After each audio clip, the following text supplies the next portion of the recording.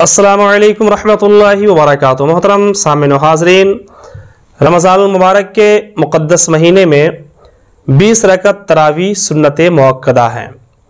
और ये सुन्नत मुअक्कदा ऐसा नहीं है कि सिर्फ़ मर्द हज़रात के लिए सुन्नत मुअक्कदा है और औरतों के लिए नमाज तरावी माफ़ है, ऐसा कुछ भी नहीं है। बल्कि जहाँ पे मर्द हज़रात के लिए नमाज तरावी ये सुन्नत मुअक्कदा है, वहीं पे ख़वातीन के लिए भी, यानी हमारी माँओं और बहनों के लिए भी नमाज तरावी सुन्नत मुअक्कदा है।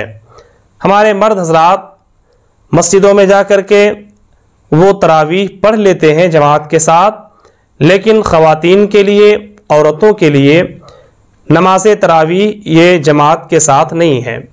यानी ख़वातीन हज़रात तरावी जो है वो अपने अपने घरों में तन्हा तन्हा पढ़ें, लेकिन मर्द हज़रात आसानी के साथ मस्जिदों में जा कर के वो पढ़ लेते हैं। तो इंशाअल्लाह अज़ीज़ आज की इस वीडियो में मैं ये बताने की कोशिश करूँगा कि ख़वातीन हज़रात यानी औरतें किस तरह से नमाज तरावी पढ़ें। यानी औरतें नमाज तरावी पढ़ें तो किस तरीक़े पर पढ़ें, और नमाज तरावी पढ़ने का तरीक़ा ख़वातीन हज़रात के लिए क्या होना चाहिए, है ना। तो इंशाअल्लाह अज़ीज़ आज की इस पूरी वीडियो में मैं आपको बताऊंगा कि ख़वातीन यानी औरतें किस तरह से नमाज तरावी अदा करें। लेकिन इससे पहले अगर आपने अभी तक हमारे इस चैनल को सब्सक्राइब नहीं किया है तो चैनल को ज़रूर सब्सक्राइब कर लें, ताकि जब भी मैं इस तरह की दीनी पैगाम लेकर के आप तक पहुँचूँ तो सबसे पहले इसका नोटिफिकेशन आपके मोबाइल तक पहुँच जाए। मोहतरम सामिन हाज़रीन, मैंने बता दिया कि औरतें तन्हा तन्हा यानी फ़र्दन फ़र्दन अकेले अकेले 20 रकत नमाज तरावी पढ़ें जो सुन्नत मुअक्कदा है। सबसे पहले ये जान लें कि औरतें किस तरह से नियत करें।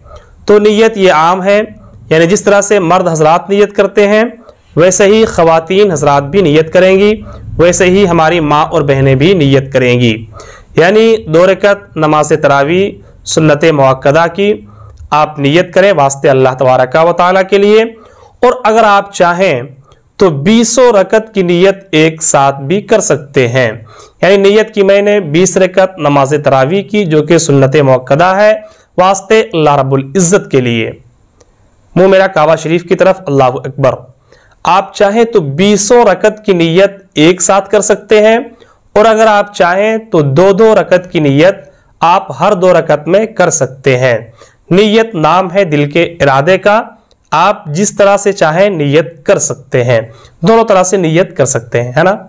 और आइए मैं आपको बताऊं कि नमाज तरावी में सूरतें कौन कौन सी सूरत पढ़ी जाएगी, और ख़वातीन हज़रात के लिए सबसे आसान तरीक़ा नमाज तरावी अदा करने का क्या है और वो कौन सी सूरत पढ़े। तो इस हवाले से मैं आपको बताऊं कि अमूमी तौर पे ख़वातीन के लिए भी, ख़वातीन को भी कम से कम 10 सूरतें कुरान मुक़द्दस की तो याद होती ही है। और सूरह अलम तरा से लेकर के वन्नास तक ख़वातीन हज़रात को उमूमन याद ही हुआ करती है।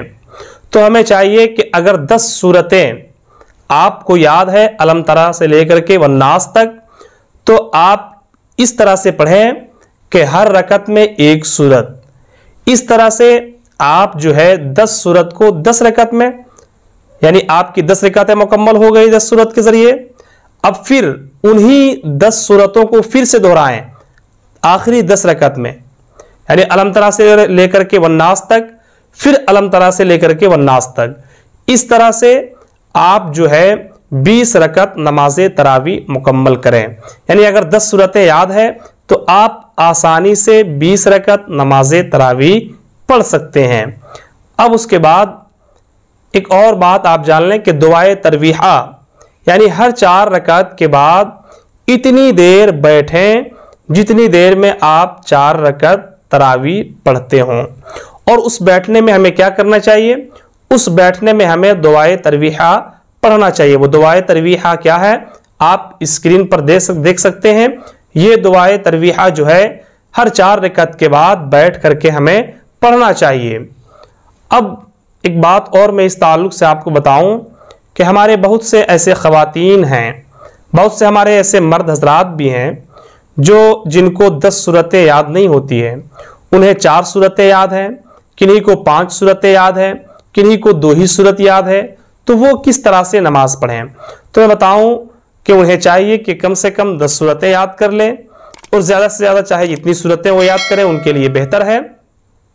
लेकिन अगर उन्हें 4 ही सूरत याद है तो वो इस तरह से नमाज पढ़ें कि 2 रकत में 2 सूरे, फिर 2 रकत में 2 सूरे, और तरतीब वार होनी चाहिए। यानी ऐसी नहीं कि जो सूरत पहले है उसे बाद में पढ़ी जाए और जो बाद में है उसे पहली पढ़ी जाए, बल्कि सूरत पढ़ने की जो तरतीब होनी चाहिए वो तरतीब वार होनी चाहिए।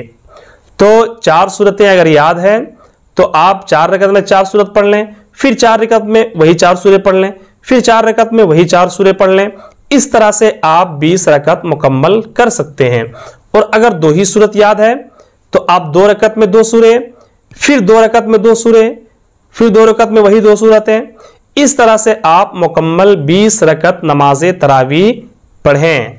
और अगर किन्हीं को एक ही सूरत याद हो तो उन्हें चाहिए कि वो मजीद सूरा याद करें, याद करने की कोशिश करें, जाएं अपने आलिम साहब के पास जाएं, हाफिज साहब के पास जाएं और जा करके वो सूरत याद करने की कोशिश करें। लेकिन अगर उन्हें एक ही सूरा याद है तो फिर उनके लिए ये दुरुस्त, ये जायज़ है कि वो एक ही सूरत को दोनों रकत में तकरार के साथ पढ़ते हुए वो 20 रकत नमाज तरावी मुकम्मल करें। यानी जिस सूरत को उसने पहली रकत में पढ़ी फिर दूसरी रकत में भी वैसे ही पढ़ें, 2 रकत हुई, फिर इस तरह से 2 रकत, फिर इसी तरह से 2 रकत, यानी वो मुकम्मल 20 रकत नमाज तरावी पढ़ें। नमाज तरावी किसी भी हाल में माफ़ नहीं है। जो लोग ये सोचते हैं कि चलो मस्जिद में तरावी हो रही है, हमें जाने की ज़रूरत नहीं है, तो मोहतरम दोस्तों मैं इस ताल्लुक़ से बता दूं कि वो लोग गुनहगार हैं, क्योंकि ये सुन्नत मुअक्कदा है। उन्हें चाहिए कि सुन्नत मुअक्कदा को जानबूझकर हरगिज़ हरगिज़ ना छोड़ें, वरना गुनहगार होंगे। मोहतरम सामीन व हाज़रीन, अगर ये वीडियो आपके लिए मालूमाती पैगाम हो तो आप अपने दोस्तों अहबाब तक ज़रूर शेयर करेंगे। अस्सलामु अलैकुम रहमतुल्लाहि व बरकातहू।